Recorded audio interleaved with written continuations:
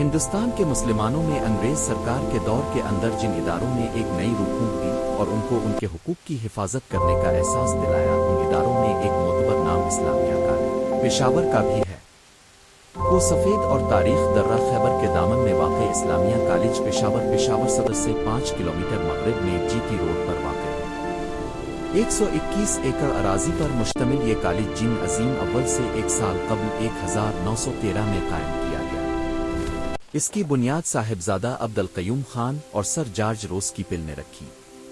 یہ کالج جس جگہ قائم کیا گیا ہے، اس کے بارے میں ماہرین آثار قدیمہ کے حوالے میں معلوم ہوا ہے کہ اس مقام پر آج سے تقریباً 1800 سال قبل 200 میں بدھ مت کی تعلیمات کے لیے ایک بہت بڑی خانقاہ موجود تھی۔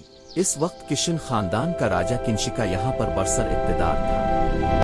تاریخی مقام ترمیم اسلامیہ کالج پشاور۔